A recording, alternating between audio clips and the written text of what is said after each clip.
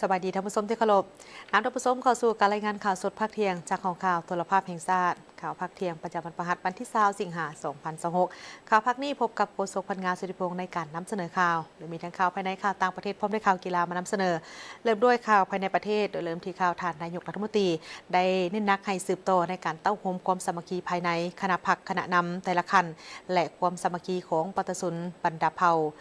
และพร้อมเดียวกันนี้ทานก็ยังได้เน้นนักตื่มอีกเกี่ยวกับการสืบต่อปฏิบัติแผนพัฒนาเศรษฐกิจสังคมแห่งชาติ5 ปีครั้งที่ 10ในตอนบ่ายวันที่19สิงหาคม2026ท่านสอนไซศรีพันดรนายกรัฐมนตรีได้พบปะโอ้ล้มต่อการนำและพนักงานลักแหล่งแขวงบ่อแก้วอยู่ที่นี่พลจัตวาสุขพจันทร์ศรีลาเพชรประธานคณะกรรมการปกครองแขวงบ่อแก้วได้รายงานให้ทราบเกี่ยวกับสภาพการพัฒนาเศรษฐกิจสังคมของแขวงระยะ6 เดือนต้นปี2026เห็นว่าทั่วแขวงสืบต่อมีเสถียรภาพทางด้านการเมืองอย่างนักแน่นสังคมมีความสงบและเป็นระเบียบเรียบร้อยโดยพื้นฐานเศรษฐกิจขยายตัวอยู่ในระดับ 5.1 ส่วนห้อยการเก็บรายรับเข้างบประมาณได้63ส่วนห้อยของแผนการปีการปฏิบัติแผนรายจ่ายได้36ส่วนห้อยของแผนการปีและการผลิตพืชผักและเสบียงอาหารสามารถกุ้มภายในแขวงการก่อสร้างปรับปรุงเส้นทางต่างๆและการตะฟังเจือนอยู่แต่ละจุดล้วนแต่มีความคืบหน้าเป็นก้าวๆได้เอาใจใส่ในการพัฒนาปรับปรุงคุณภาพการศึกษาและการบริการสาธารณสุขให้ดีขึ้นทางได้พัฒนาบรรดาแหล่งท่องเที่ยวในทั่วแขวงเพื่อดึงดูดนักท่องเที่ยวสำหรับการประกาศสั่งตั้งตาแสงภายในแขวงมีทั้งหมดแมน23ตาแสงพร้อมทางได้ลงสุกยู่สร้างความเข้มแข็งทางด้านการจัดตั้งเพิ่มบทบาทการนำพาของคณะกรรมการปกครองตาแสงและสำเร็จการมอบหับอุปกรณ์งบประมาณที่ศูนย์กลางประกอบให้ตาแสงต่างๆในโอกาสดังกล่าวท่านนายกรัฐมนตรีก็ได้มีความเห็นโอ้ล้มต่อผู้ที่เข้าร่วมโดยได้เน้นหนักให้ทางคณะพรรคคณะนำและพนักงานลักแหล่งแต่ละคันเอาใจใส่ตื่มบางด้านเป็นต้นสืบต่อจัดตั้งปฏิบัติเวียกงานป้องกันชาติป้องกันความสงบให้รับประกันเสถียรภาพทางด้านการเมืองอย่างนักแน่นสังคมมีความสงบและเป็นระเบียบเรียบร้อยพร้อมทางแก้ไขบรรดาปรากฏการณ์ย่อท้อทางสังคมให้ลดน้อยถอยลงสืบต่อเต้าโฮมความสามัคคีภายในคณะพรรคคณะนำแต่ละคันและความสามัคคีของปตสนบรรดาเผ่าให้เป็นปึกแผ่นแน่นาสืบต่อปฏิบัติพัฒนาเศรษฐกิจสังคมแห่งชาติ5 ปีครั้งที่ 10โดยเฉพาะ6ทิศทางรวม4มาตรการและ14มาตรการเพิ่มเติมที่สภาแห่งชาติทำห้องให้มีความคืบหน้าและได้รับผลสำเร็จจะตั้งพันขยายมติว่าด้วยการสร้างเศรษฐกิจเอกราชเป็นเจ้าตนเองในระยะใหม่ให้เป็นขบวนและหันเปลี่ยนอย่างแข็งแรง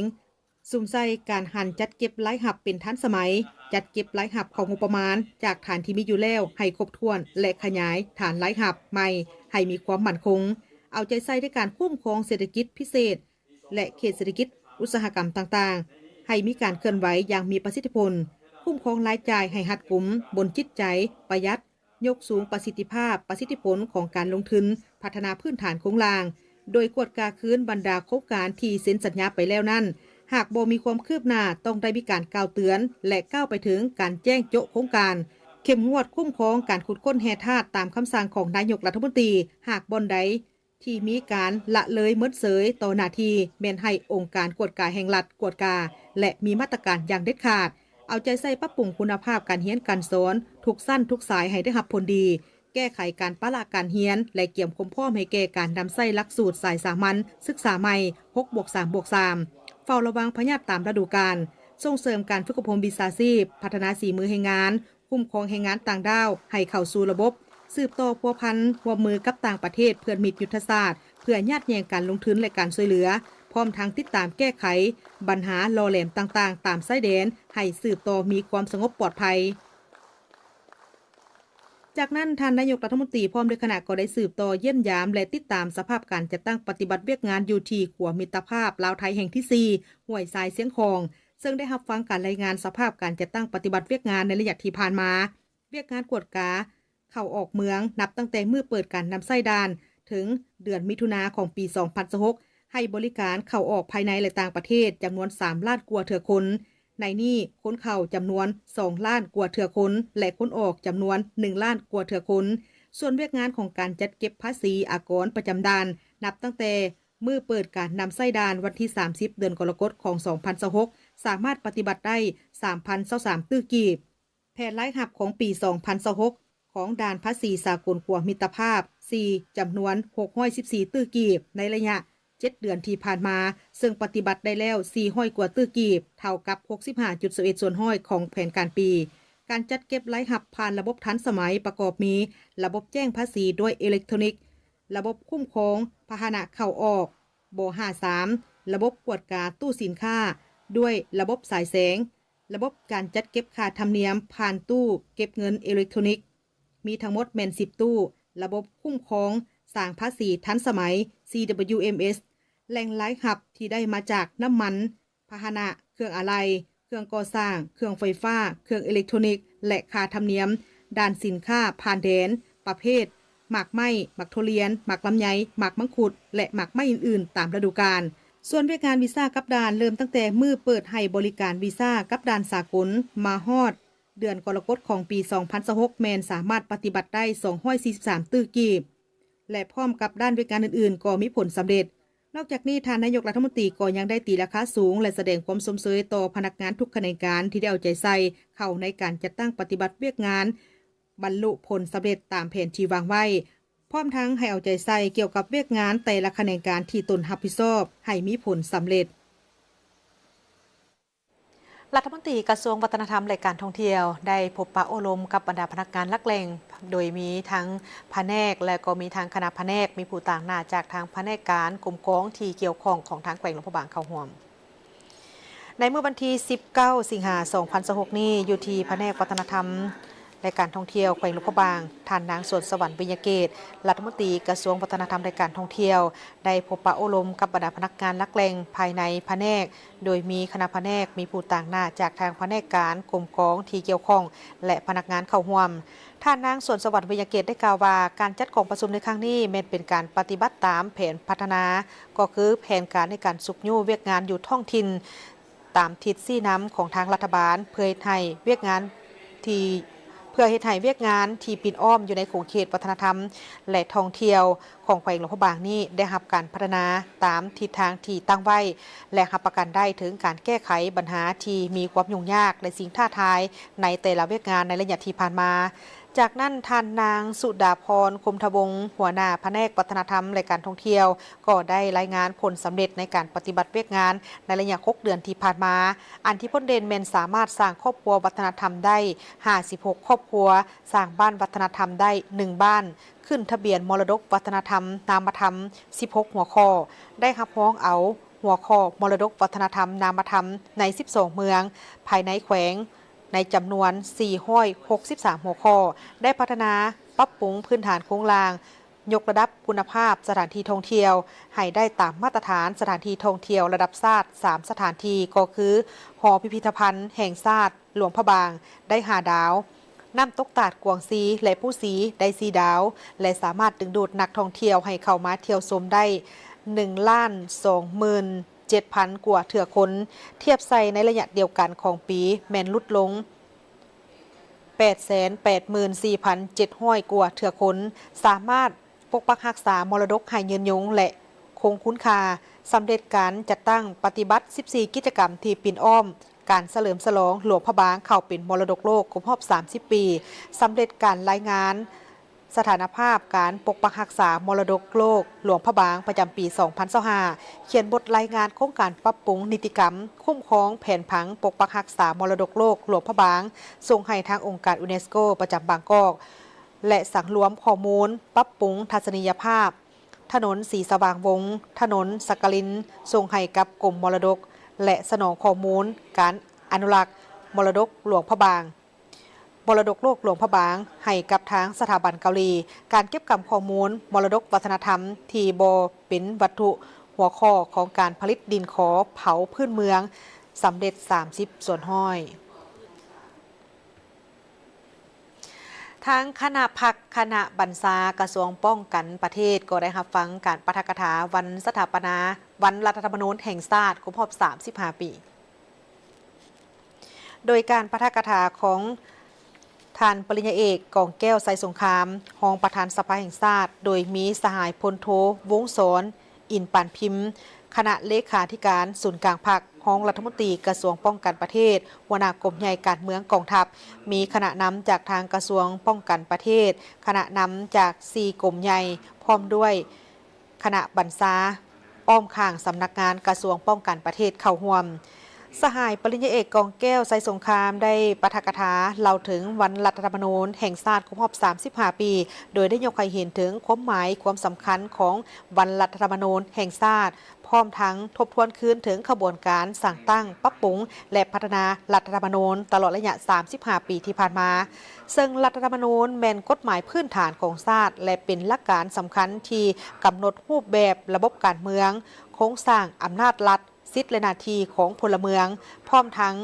กำหนดหลักการพื้นฐานสำหรับการพัฒนาประเทศรัฐธรรมนูญยังเป็นพื้นฐานให้แก่กฎหมายอื่นๆและการดำเนินงานขององค์การรัฐต้องสอดคล้องและบ่ขัดกับรัฐธรรมนูญวันรัฐธรรมนูญแห่งชาติแม่นวันที่ระลึกถึงเหตุการณ์ที่สำคัญทางประวัติศาสตร์คือวันที่15 สิงหาคม 1991ซึ่งเป็นวันที่สภาประชาชนสูงสุดได้รับรองและประกาศใช้รัฐธรรมนูญฉบับทำอิฐของสาธารณรัฐประชาธิปไตยประชาชนลาวดังนั้นวันที่15 สิงหาคมของทุกๆปีจึงถูกกำหนดให้เป็นวันรัฐธรรมนูญแห่งชาติเพื่อให้ปวงชนลาวร่วมกันในการระลึกถึง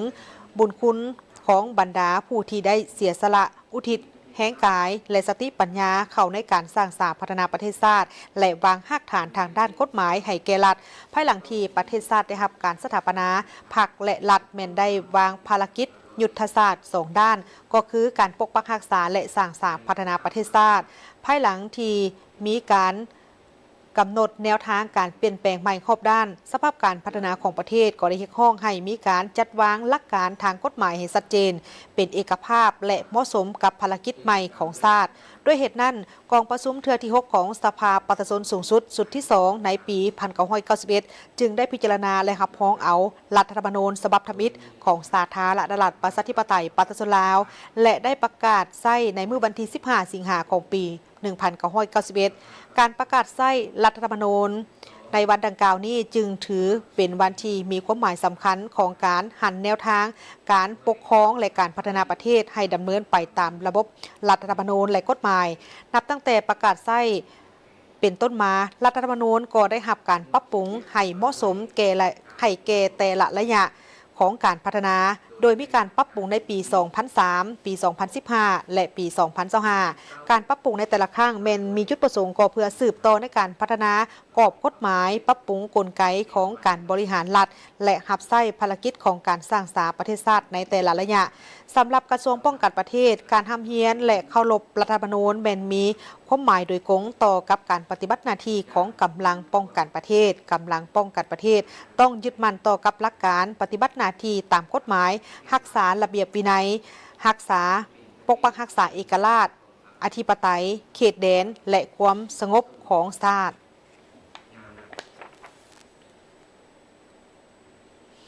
ทางด้านของทางเจ้าหน้าที่กลุ่มเครือข่ายบังคับใช้กฎหมายว่าด้วย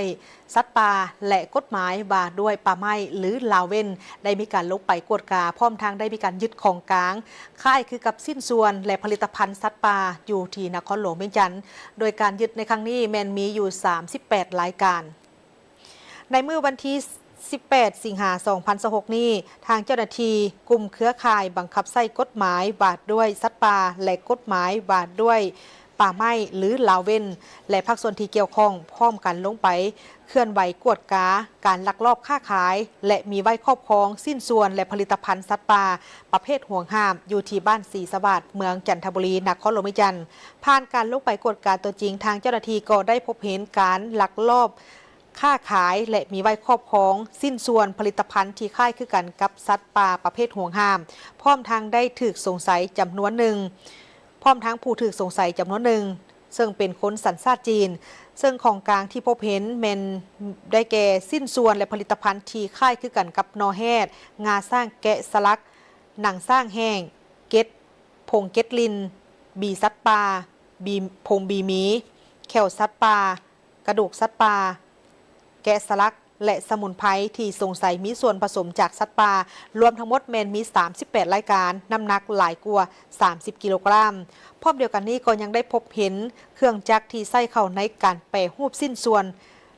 และผลิตภัณฑ์จากสัตว์ป่าจำนวนหลาย โดยเครื่องนั่นประกอบมีอุปกรณ์เครื่องมือที่เกี่ยวข้องจำนวนหนึ่งต่อกับเหตุการณ์ดังกล่าวนี้ทางเจ้าหน้าที่กลุ่มเครือข่ายบังคับเครือข่ายใส่กฎหมายว่าด้วยสัตว์ป่าและกฎหมายว่าด้วยป่าไม้ลาวเว้นจึงได้มีการดำเนินการกักยึดเครื่องของกลางไว้ทั้งหมดซึ่งไว้เพื่อเป็นหลักฐานในการประกอบสำ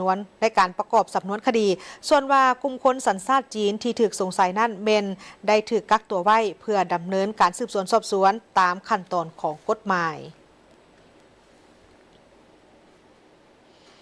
ท่านผู้ชมที่เคารพโรงเรียนมัธยมสมบูรณ์มิตรภาพลาวเวียดนามเป็นมีความพร้อมรอบด้านในการก้าเกี่ยมให้แก่การเปิดซกเรียนใหม่ 2026-2027 โดยได้เริ่มให้นักเรียนเข้ามาลงทะเบียนนับตั้งแต่วันที่ 17 ถึงวันที่ 28 สิงหาคม 2026 นี้และก็คาดว่าจะมีนักเรียนในชั้นม. 1 ถึงม. 7 ทั้งหมดแมน 1,000 กว่าคนและจะมีการเปิดการเรียนการสอนอย่างเป็นทางการแมนในมื้อวันที่ 4 กันยายน 2026เพื่อเกี่ยมให้แก่การเปิดโรงเรียนใหม่ 2026-2027 โดยได้เกี่ยมความพร้อมรอบด้าน โดยเฉพาะทางด้านบุคลากร ครู อาจารย์ ห้องเรียน อุปกรณ์การเรียนและสอน และสถานที่อำนวยความสะดวกต่างๆ ให้อยู่ในสภาพพร้อมใช้งาน และเหมาะสมต่อการเรียนการสอนท่านพรประเสริฐ เศรษฐาธิราชผู้อำนวยการโรงเรียนมัธยมสมบูรณ์มิตรภาพลาวเวียดนามได้ให้สัมภาษณ์ต่อทีมข่าวโทรภาพแห่งชาติลาวว่าโรงเรียนมัธยมสมบูรณ์มิตรภาพลาวเวียดนามมีความพร้อมรอบด้านเกี่ยมเปิดซกเรียนใหม่ 2026-2027 โดยเริ่มให้นักเรียนเข้ามาลงทะเบียนนับแต่วันที่ 17-28 สิงหาคม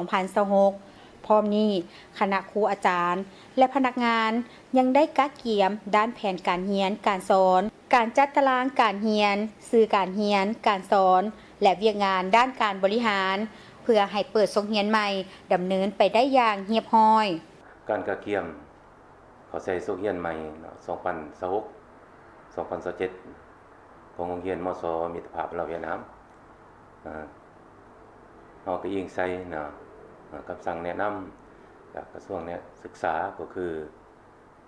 แผนกศึกษาธิการกีฬานครหลวงเวียงจันทน์เพราะว่าโรงเรียนงอขึ้นกับแผนกศึกษาโดยตรงฉะนั้นพวกเราก็ได้จัดตั้งปฏิบัติการกาเกี่ยมหนึ่งนี่กมิตรนี่ก็แม่นว่าเรื่องกองประชุมกองสมาคมพ่อแม่นักเรียนพวกเราจะได้เฮ็ดก่อนทุกๆปีนะเวียกก็แม่นเกี่ยวกับการบริหารกับวิชาการที่เราได้จัดตั้งปฏิบัติใน1โรงเรียนผ่านมาต่อใส่กองประชุมกองวิชาการส่วนวิชาการก็แม่นว่าเรื่องการเชิญวิทยากรจากกระทรวงมาแนะแนววิธีการสิสอนแบบใหม่การนำใส่ปืนแบบใหม่ที่ทางกระทรวงศึกษาเพิ่นได้แนะนำแล้วก็เอาวิทยากรเกี่ยวกับการประกอบวิธีการสอนโดยเน้นใส่ AI นั้นเพื่อให้ครูอาจารย์เฮาได้รับรู้แต่เฮาเห็นที่ว่าทางครูอาจารย์เฮาจำนวนหนึ่งก็ได้ไปฝึกอยู่ต่างประเทศมานะก็เจ้าก็มาแนะแนวให้ข้าพเจ้าก็เบิ่งก็ถือว่าเฮ็ดให้ลูกหลานนักเรียนเนี่ยจะมีคือว่าสื่อการเรียนการสอนน่ะหลากหลายเพราะว่าถ้าเทียบใส่แบบเก่าเฮาต้องได้ประดิษฐ์ได้คิดค้นได้ประกอบเอานะอันนี้มันเป็นรูปภาพที่เห็นเลยนะที่ประจักษ์ตาเลยคือว่าถ้าว่าพวกเฮามีงบมีอันประมาณในการนำใส่เพิ่นว่าคอมพิวเตอร์หรือว่าจอโปรเจคเตอร์สายแต่ว่าทุกห้องต้องได้แห่งเป็นการดีเพื่อให้ลูกหลานนักเรียนเนาะได้เห็นเนาะทุกๆวิชาแต่ว่าหลากหลายดีนะในโรงเรียนปีนี้แม้นจะนำใช้ระบบและเทคโนโลยีที่ทันสมัยโดยเฉพาะปัญญาประดิษฐ์ AI เข้าในการเรียนการสอนเพื่อยกสูงประสิทธิภาพและประสิทธิผลในการสอนและสร้างบรรยากาศการเรียนรู้ให้ทันกับยุคสมัยสร้างเงื่อนไขให้นักเรียนได้เรียนรู้อย่างเต็มส่วนโรงเรียนมัธยมสมบูรณ์มิตรภาพลาวเวียดนามแม่นหนึ่งในโรงเรียนมัธยมศึกษาสมบูรณ์ของรัฐขึ้นกับแผนกศึกษาธิการและกีฬานครหลวงเวียงจันทน์โดยปฏิบัติตามการเรียนการสอนตามหาหลักสูตรการศึกษา ของกระทรวงศึกษาธิการและกีฬาวางออกอย่างเข้มงวดท่านผู้ชมที่เคารพจากนี้ไปจะพักก่อนหลังจากนั้นกลับมารับชมการรายงานข่าวต่างประเทศพร้อมด้วยข่าวกีฬา